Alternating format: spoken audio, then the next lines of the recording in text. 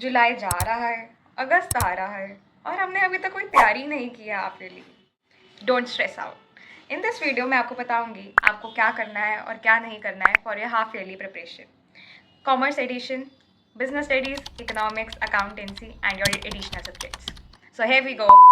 So for commerce students हमारी strategy क्या होनी चाहिए? सो हमारे पास 5 से 6 सब्जेक्ट होते हैं। सब्जेक्ट कॉम्बिनेशन था business studies, accountancy, economics, English, applied maths and painting. So starting of with मैं पहले painting was fifth subject. And painting मैं क्लास में ही पढ़ती थी, उसको मैं ज़्यादा इतना वो नहीं देती थी क्योंकि मैं उसको जितना भी लाइक अच्छी तरह से पढ़ सकते मैं क्लास में पढ़ लेती थी। फॉर टेस्ट ऑल्सो कर लेती थी, तो वो साइड बाय साइड हो जाता था, उसको एक्स्ट्रा टेंशन देने की ज़रूरत नहीं पड़ती। हम चलते हैं स्टार्टिंग ऑफ विद अकाउंटेंसी, जिससे मोस्टली बच्चों को लगता है कि हम इसको कैसे प्रिपेयर करें। मैं स्टार्ट करती थी एग्जाम्पल से। जो भी आपका चैप्टर है, I use to use TS Grewal as my guide. तो जब भी मैं शुरू करती थी मैं पहले एग्जाम्पल सॉल्व करती थी क्योंकि उसके आपके पास सॉल्यूशन है। एक बार आपको कॉन्सेप्ट समझ आ गया, then move on to the questions. तो अगर आप क्वेश्चंस नहीं कर रहे हो बैक एक्सरसाइज के, आप एग्जाम्पल्स भी करो, इट्स मोर देन इनफ क्योंकि आपको कंसेप्ट समझ आ रहा है। ठीक है, try and do it with any of the book. Do the examples first, then the back exercise questions अगर आपको एक्स्ट्रा प्रैक्टिस चाहिए। आफ्टर आप बुक से कर लो ना चेक प्रीवियस ईयर क्वेश्चन उस चैप्टर में से कौन कौन से आए हैं। ठीक है, एंड ट्राई इट, क्योंकि जब तक आप बुक से कर रहे हो ना आपको सब कुछ आता है। वंस वो बुक बंद है और आप उससे दूर बैठे हो, तब आई गारंटी यू आपको कुछ नहीं आता है। क्योंकि जब बुक खुली होती है हमें सब कुछ पता होता है, क्योंकि हम नोटबुक ऐसे ऐसे करके देख लेते हैं ना आंसर के and we are able to solve. आधा देख लिया, आधा हम खुद कर लेते हैं। So that's a very wrong strategy. हमें एक बार ऐसी चीज़ ज़रूर करनी है, हमें बुक बंद करके सब कुछ रिकॉल करना है ताकि हमें देखना है कि हमें सब कुछ याद है या नहीं। For accountancy I would do state that only कि एग्जाम्पल्स पढ़ने नहीं है, करके देखने हैं। जब तक करोगे नहीं, जब तक लिखोगे नहीं, तब तक वो ब्रेन में रजिस्टर नहीं होगा। इकोनॉमिक्स में मैक्रो इकोनॉमिक्स आती है और इंडियन इकोनॉमी आती है। Indian economy is purely theoretical part. उसमें आपकी NCERT ही आपकी बाइबल है, आपको NCERT लाइन बाय लाइन पढ़नी है।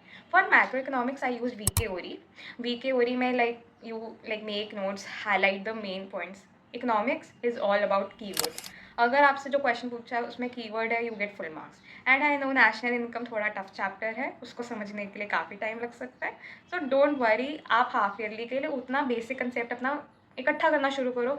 ये मत सोचो कि हमने अभी पूरे मार्क्स लेने, नो, ऐसी स्ट्रैटेजी मत रखो। स्पेशली फॉर इंडियन इकोनॉमिक्स लिख के देखो, जो याद किया है लिखो, क्वेश्चन देखो, उसमें देखो कि की टर्म क्या यूज़ किया है with answers. And for macro economics mostly numericals आते हैं और उसमें भी थ्योरी लाइक क्वेश्चंस पूछते हैं, वो भी आपको कीवर्ड्स का ध्यान रखना है क्योंकि अगर आपने कीवर्ड सही लिखा है तो आपके कोई भी नंबर नहीं काट सकते। बिजनेस स्टडीज़ मुझे पता है कई लोगों को बहुत ईजी लगती है, कई लोगों को बहुत टफ लगती है। टफ इन द सेंस क्योंकि बिजनेस स्टडीज़ नॉट कि आपको डेफिनेशन पूछी आपने लिख दी, वो भी होता है, ऐसी बात नहीं है। लेकिन वो कैसे होता है, आपको केस स्टडी दी होती है, आपको केस स्टडी पढ़नी होती है, वो आपको आइडेंटिफाई करने के लिए देता है कि ये कौन से कंसेप्ट के बारे में बात कर रहे हैं, फिर उसकी डेफिनेशन मांगेगा वो। इसका बहुत ध्यान रखना है क्योंकि एक बार आप कंसेप्ट आइडेंटिफाई कर लेते हो ना, देन आपके लिए कोई भी चीज़ मुश्किल नहीं है, क्योंकि concept identification is the most important part of BSc। अगर आपको लाइक बिजनेस स्टडीज़ में मास्टरी करनी है, so you should know each and every line of your book. ये भी नहीं है कि बुक का रट्टा बजा होना चाहिए और आपको कुछ समझ ही नहीं है कि बुक में क्या था।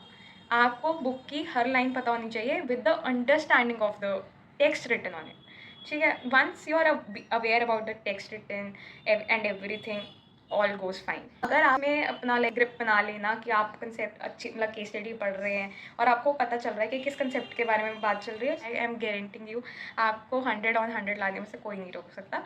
मुझे पता है बिजनेस स्टडीज़ में थेरेटिकल भी सब्जेक्ट मतलब थेरेटिकल क्वेश्चंस आते हैं जो 3 मार्कर होते हैं, लेकिन मोस्टली केस बेस्ड क्वेश्चन होते हैं एंड प्लस MCQ। जितना भी सिलेबस आ रहा है ना उतने तक तो आप कंप्लीटली अच्छी तरह से गो थ्रू कर दो, क्योंकि जब इकट्ठा सिलेबस आता है ना आप इतनी डिटेल में नहीं पढ़ पाते हो।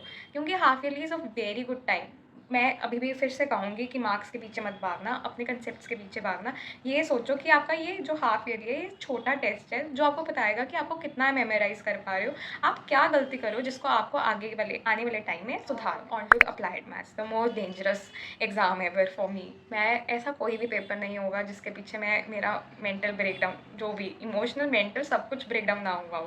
तो अप्लाइड मैथ्स फॉर मी वो ML अग्रवाल की बुक थी मेरे पास, इतनी मोटी बुक, उसको तो देख के भी रोना आता था कि ये क्यों है। जो मैंने गलती की थी, पर्सनली मैंने गलती की थी, मैं क्या करती थी, मैं जब भी कोई क्वेश्चन करती थी मैं थोड़ा सा सॉल्यूशन देख लेती थी and I use to solve the आगे का पार्ट। अब क्या होता था, मुझे आगे का पार्ट याद रहता था लेकिन पीछे का पार्ट नहीं याद रहता था, जिससे वो क्वेश्चन मैं एग्ज़ाम से पहले करके जाती थी और सेम क्वेश्चन जो जब एग्ज़ाम में आता था I was not able to do. तो यही मेन कारण था कि मेरा मैथ्स नहीं ठीक चला था and this I realise after my half yearly and मैं फिर उसको इम्प्रूव करने की कोशिश की। फिर मैं कोई नोटबुक ही रख देती थी कि बिल्कुल भी सॉल्यूशन ना दिखे एंड मैं वो क्वेश्चंस करती थी जिसके सिर्फ आंसर्स ही हो, प्रॉपर सॉल्यूशन ना दिया हो। That really helps a lot. So आपका मेन एम हाफ ईयरली का इतना ही होना चाहिए कि जितना भी सिलेबस है उसको गो थ्रू अच्छी तरह से करना है, क्योंकि यही आपके पास टाइम है कि आप उतना पोर्शन डिटेल में कर पाओ। क्योंकि आफ्टर योर हाफ ईयरली एक ना फास्ट पेस पे चलेगा सिलेबस, क्यों हाफ ईयरली तक बहुत अच्छा टाइम है कि आप जो भी पढ़ना है आप डिटेल में पढ़ सकते हो, अपने डाउट क्लियर कर सकते हो। Gate influence by your friends, क्योंकि सभी की लर्निंग कैपेसिटी अलग होती है। क्योंकि काफ़ी केसेस मैंने भी सुने, कई लोग अपने फ्रेंड से इंस्पायर हो जाते हैं, वो एग्ज़ाम से एक दिन पहले पढ़ के जाते हैं और उनको हो जाता है, लेकिन कईयों के केस में ये नहीं होता है। सो या that's all for today and for any query you can comment down below and अगर आपको वीडियो अच्छी लगी हो तो please subscribe, like the video, क्योंकि उससे हमें मोटिवेशन मिलती है कि हम और वीडियोज़ बनाएं। सो या दैट्स ऑल, बाय।